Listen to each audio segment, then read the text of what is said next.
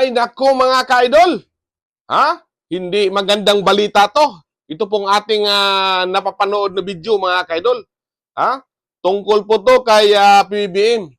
So, para po sa taong bayan, kayo na ang humusga. Ha? Magbigay lang po tayo ng video reaction sa mga balita po sa ating mga nasa media. Ha? O ito po ay source po to. Galing po to sa ating source na kinuhaan ng video mga ka-idol. Ha? So, legit to mga ka-idol. O kayo, mga taong bayan, kayo nang humusga. Ano kaya tong balita na to mga ka-idol? Ha? So, panoorin at pakinggan po niyo mga ka-idol. Kayo nang humusga. Bahala na kayo humusga mga ka-idol. Basta malapit na. Ha? Malapit na ang tagumpay ni Tatay Digong. Oh? Support na tayo lagi ni Tatay Digong mga ka-idol. So, pakinggan nyo. Tayo nung Sabado. Nagulanta ang lahat sa paglitaw ni Cathy Binag sa publiko. Sa panayam sa kanya ng vlogger na si Maharlika, pinatotohanan ni Binag ang isyu ng umunoy paggamit ng illegal na droga ni Bongbong Marcos Jr. Sa ni Binag sa panayam, ilang beses niya raw nakita na gumagamit ng white powdery substance o cocaine delikado si Marcos mga Jr. ka-idol. 10 taon na karoon ng relasyon si Delikado Binag, talaga dating to. Davao del Norte Congressman Tony Boy Florendo, Kaya tapos siguro malapit na kaibigan nga, ni First takot Lady na Liza magpadagtis. Marcos at ng presidente ngayon. Kaya para sa law expert na si Attorney Harry Roque, may personal knowledge si Binag sa issue.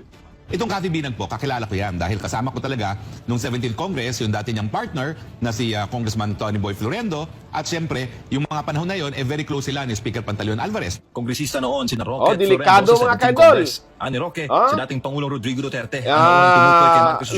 Lawyer expert to mga ka-idol, ha? Na si Marcos Jr. din. Si Atty. Harry Roque na magsasalita mga ka-idol. Morales na nagdodroga sa isang condo unit sa Rockwell, Makati.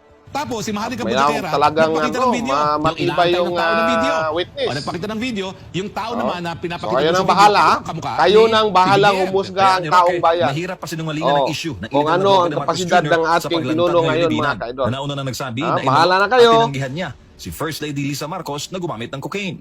Star witness, Cathy Binag.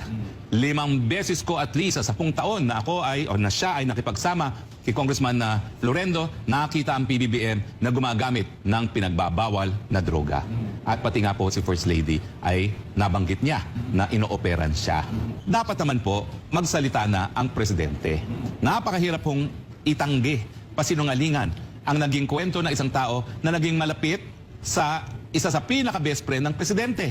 Bukas naman ang SMNI sa anong magiging tugon ng Office of the President sa binabato ni Binag sa punong ehekutibo at sa unang ginang. Sa panig naman ni Binag, nasa 150 na mga USB raw na naglalaman ng ebidensya laban kay Marcos Jr. ang ipinamigay niya delikado sa mga mga ka-idol. kilala.